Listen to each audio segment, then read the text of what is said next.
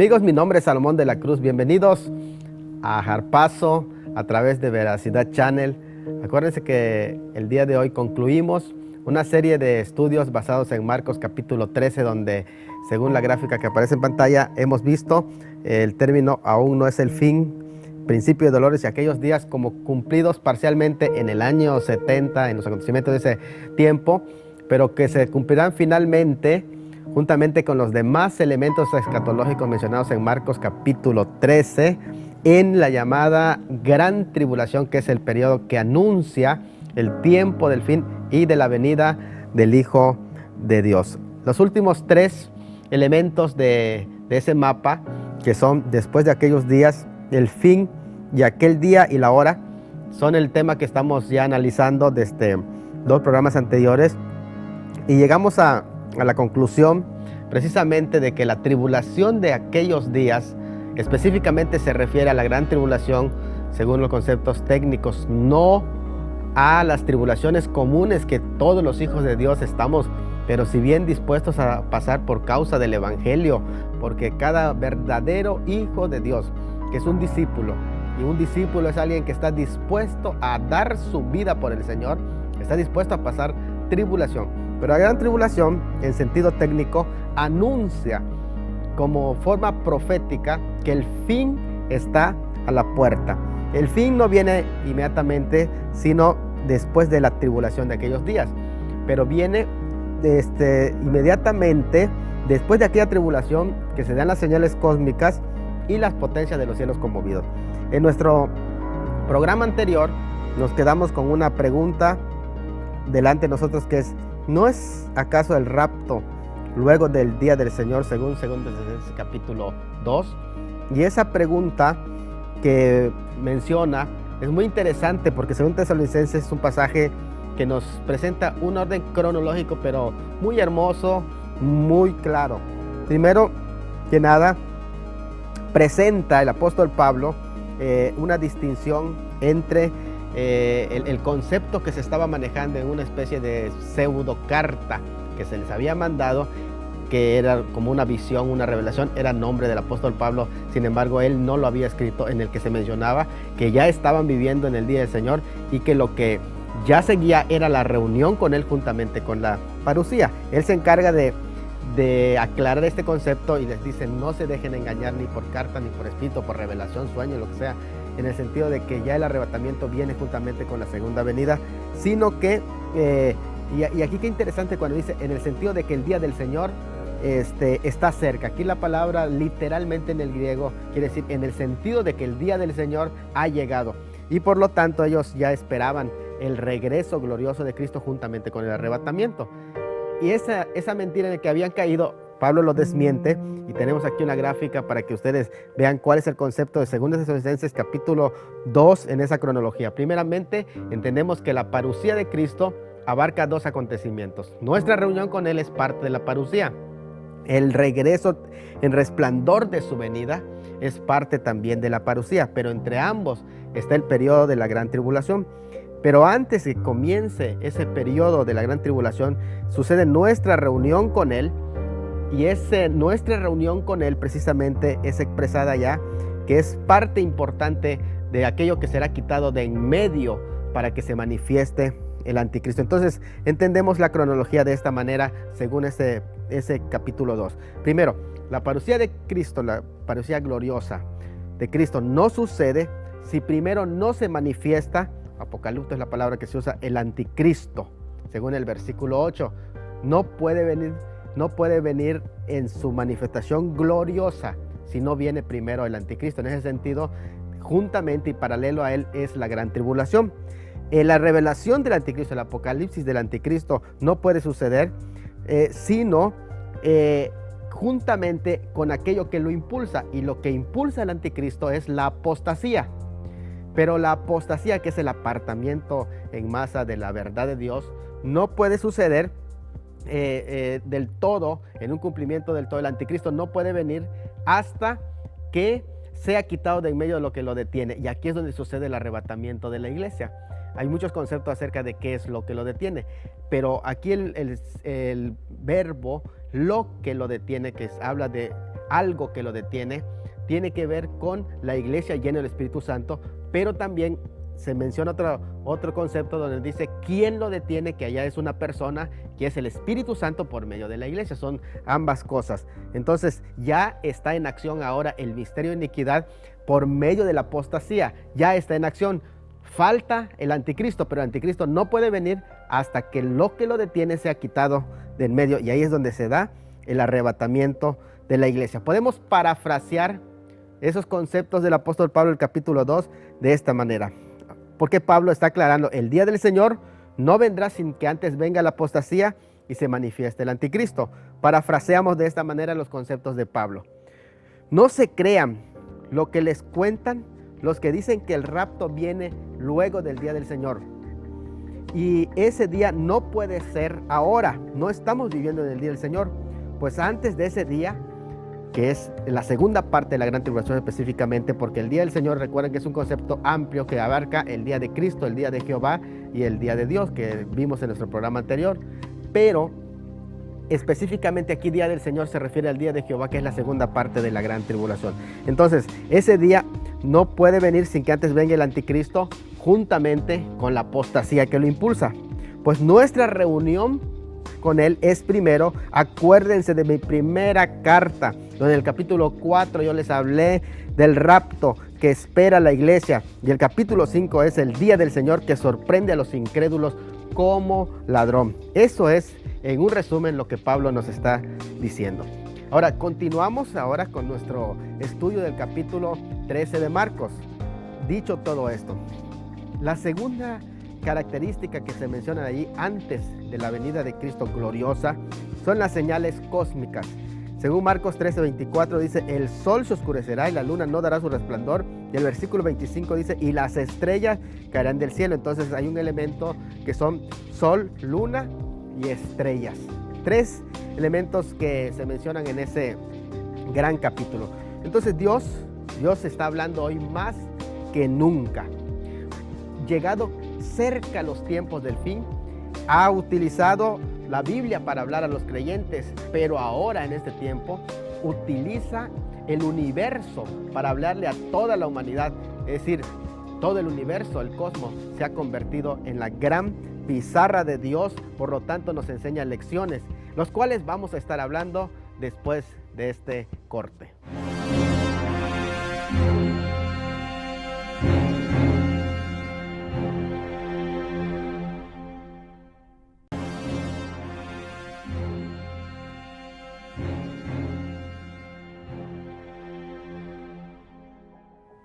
Amigos, continuamos aquí por Veracidad Channel. Esto es Harpazo y estamos estudiando Marcos capítulo 13, específicamente en las señales de la venida, en el tema de las señales cósmicas. Y bueno, cuando hablamos de cósmicas nos estamos refiriendo precisamente a lo que es el universo como tal, las señales que se dan en dos grandes espacios, ¿verdad? Que son tanto el cielo sideral como el cielo atmosférico. En todo este espacio iban a ser llenos de señales, y la palabra señales, que es semellones, indicar con un dedo, son indicaciones.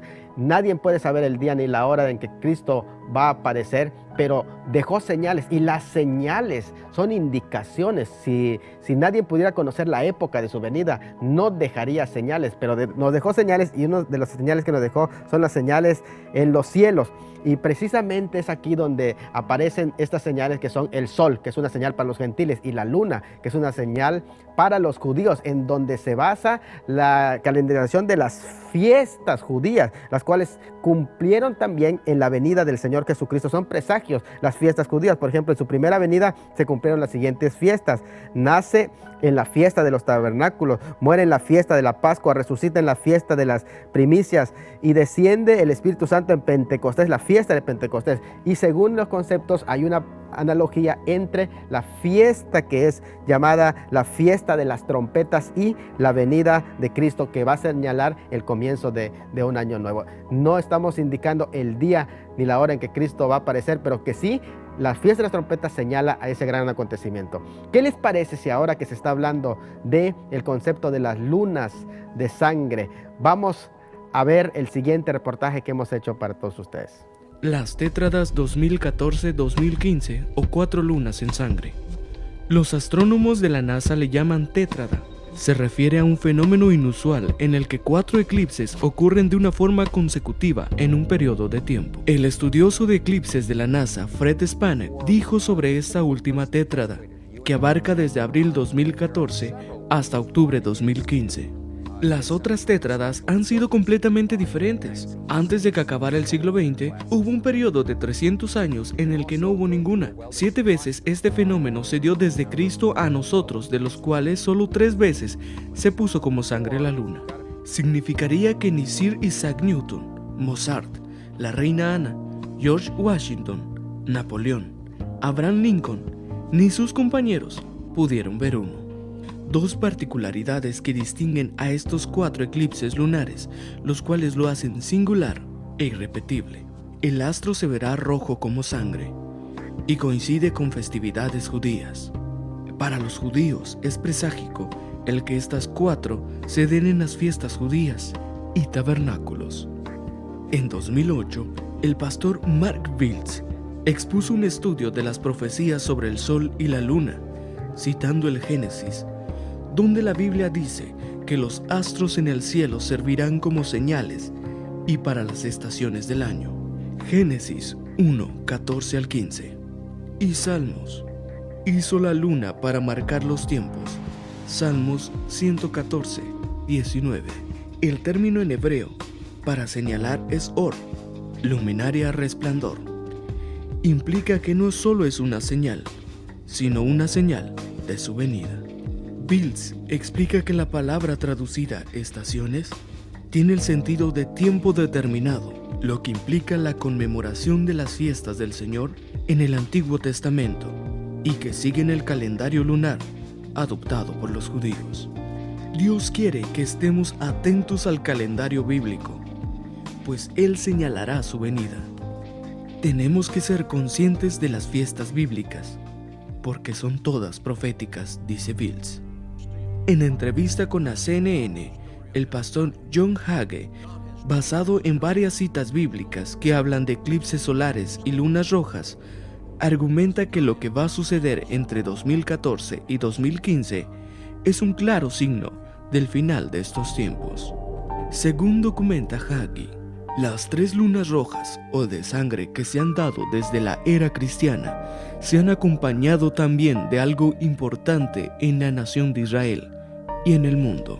Cuando los israelitas están atravesando cualquier agonía o bajo presión, persecución o guerra, y les parece un eclipse lunar en una de las fiestas santas del Señor, por lo que se ha podido comprobar a través de la historia, por lo general sufren alguna pérdida inesperada. Los 3 ejemplos. 1. Las lunas rojas de 1493-1494. Sangre judía derramada al ser expulsados de la península ibérica en Inquisición católica. 2. Las lunas rojas de 1949-1950. Inicia guerras sangrientas árabes-israelí. 3. Las lunas rojas de 1967-1968. Durante la guerra de los 6 días con Israel capturando a Jerusalén.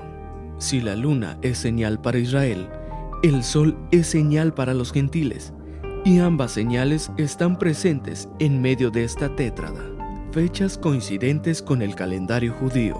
Pascua, martes 15 de abril 2014. Primera luna de sangre, 14 de Nisan, 5774, y dura 3:35 minutos.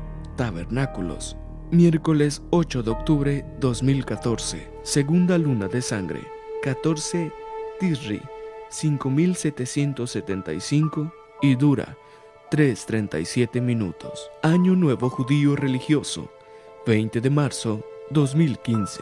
Eclipse total solar. Sol se convierte en tinieblas el día Nisan. Pascua, sábado 4 de abril 2015. Tercera luna de sangre, 14 de Nisan, 5775, y dura 3:35 minutos. Trompetas Rosh Hashanah, Año Nuevo Civil, domingo 13 de septiembre 2015. Eclipse solar parcial, un Tisri del año 5775. Tabernáculos Sukkot, lunes 28 de septiembre 2015. Cuarta luna de sangre, 14 Tisri 5776. Este cuarto incluye la celebración de una superluna 6 veces más grande. Se acercará a la Tierra. Nota: la luna tiene control sobre el oleaje y mover del mar. Algunos escatólogos entienden que en algunas luna roja sucederá derramamiento de sangre para los judíos. Se supone pudiera ser la batalla de Gog y Magog de Ezequiel 38, siendo que el 14 de Nisan, Pascua, se derramó la sangre del Cordero Pascual en Egipto, y también Cristo, el judío, murió. Luna en sangre es un llamado para el pueblo de Israel, para el fin de los días. Por otro lado, cuando el sol se oscurece, hay malos presagios para los gentiles, que presentan desgracias, calamidades y cataclismos. Sol oscurecido es un llamado para el mundo en el fin de los días. Cuando vengamos de estos cortes, continuamos con más aquí sobre el tema de la luna de sangre.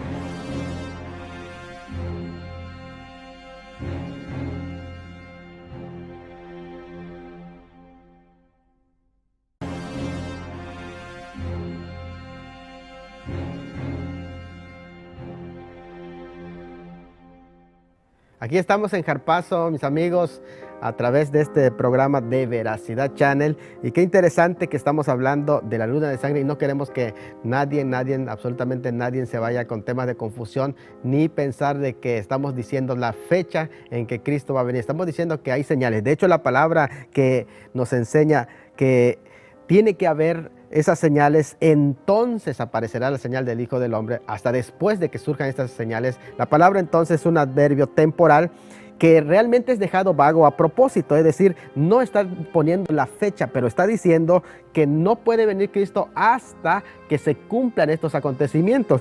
Pero la cronología es un poquito difícil de ubicar, pero hay algunos pasajes bíblicos que, por ejemplo, nos presentan este hecho. Por ejemplo, Joel y Hechos 2:20, Joel 2:31 nos dice que el sol se convertirá en tinieblas. Y aquí precisamente se está hablando de un eclipse y la luna en sangre, el color del astro que está fijando las fechas judías, se convertirá en sangre antes que venga el día grande, terrible de Jehová, que según Amós 5:18 se refiere al periodo escatológico de la gran tribulación. Y lo mismo corrobora Hechos 2:20, dice que antes que venga el día grande y terrible de Jehová. Pero estamos muy conscientes de que nadie puede poner fecha, y de hecho el Señor Jesucristo mismo nos va a enseñar en Marcos precisamente que podemos ver las señales, pero no saber el día exacto en que el Hijo del Hombre ha de venir. Y incluso se atreve Marcos a explicar la palabra del Señor, ni aún el Hijo. Y es aquí donde se ubica esta palabra, ni aún el Hijo. Ha dado mucho quebradero de cabeza a algunos teólogos, pero hay dos grupos de pasajes en la Biblia donde se habla en un grupo de la igualdad esencial de Cristo.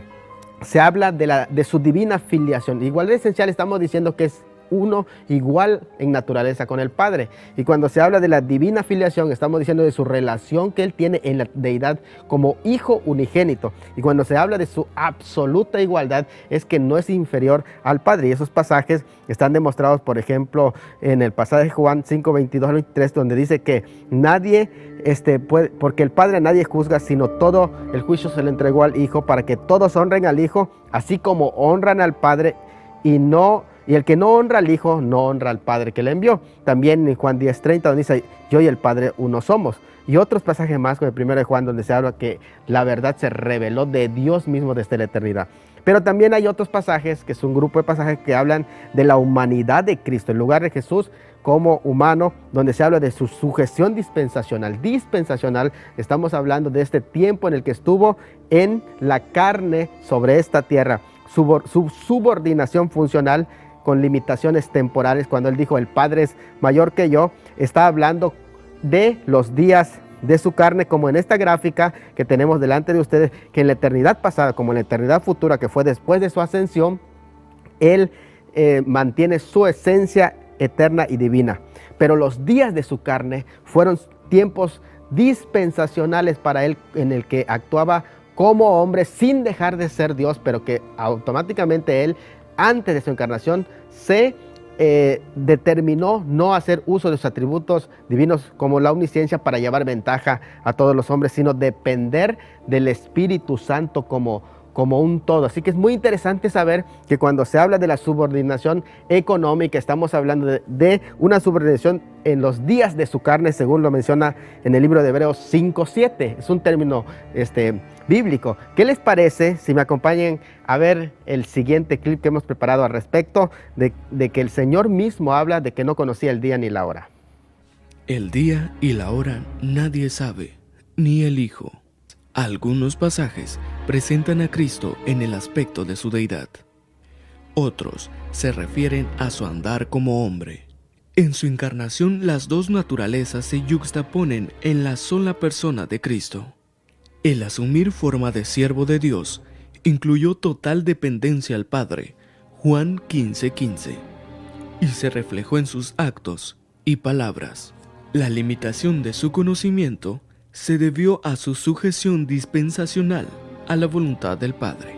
Previo a su encarnación, como Padre de su humillación, se sometió voluntariamente a la enseñanza obediente de su Padre y a no transferir a su mente humana su omnisciencia divina. Esta autolimitación hizo real y verdadera la encarnación. Por esa razón, solo transmitía lo que en su estrecha relación paterno-filial comunicaba solo a él. Como Dios no podía desconocer nada, pero su limitado y temporal entendimiento humano asumido en la encarnación no contaba con esta información de parte del Padre, quien no lo transfirió a su mente humana. Esa información no le fue revelado por el Padre para que lo dé a conocer a su iglesia, porque no es parte del oficio, utilización o función del Hijo conocer, determinar o darlo a conocer. Aunque este conocimiento fuera parte de su posesión en su naturaleza divina, no era para su empleo en su ministerio humano. El Logos en su encarnación asumió la naturaleza humana limitada, como el desconocimiento de algunos contenidos que eran prerrogativas únicas del Padre. Su asumida previa y voluntaria limitación de conocimiento no le llevó a cometer error. Por el contrario, fue muy consciente de la no transferencia de ciertos datos a su mente humana y lo comunicó. Jesús se mantuvo de ejercer aquellos atributos que obstaculizaran la misión que él había venido a realizar en el mundo, es decir, la salvación del hombre. Ese es el Cristo que el Padre nos reveló. Pues amigos, estamos ya en el final de este programa Harpazo, no solamente en el final de la explicación de Marcos capítulo 3, el pequeño apocalipsis de toda esta segunda temporada. Hay muchísimo más que podríamos abundar en la profecía. Es un mar inmenso de tantos temas interesantes. Sin embargo, nuestra temporada de Harpazo ha concluido, ha llegado a un fin. Y bueno, pues nosotros continuamos aquí en Veracidad Channel sacando más producciones de otros temas, así que síganos a través de las redes sociales, síganos a través del canal oficialmente, en la página del canal. Entonces les estamos invitando para que continúen con nosotros. En estos próximos meses continuaremos sacando más programas aquí de Veracidad Channel. Y con todo nuestro corazón hemos estado compartiendo y sinceramente lo que Dios ha puesto en nuestro corazón para todos ustedes. Amigos, muchas gracias por habernos permitido compartir con ustedes estos espacios proféticos y se despide de ustedes su amigo Salomón de la Cruz Tuyub Uc.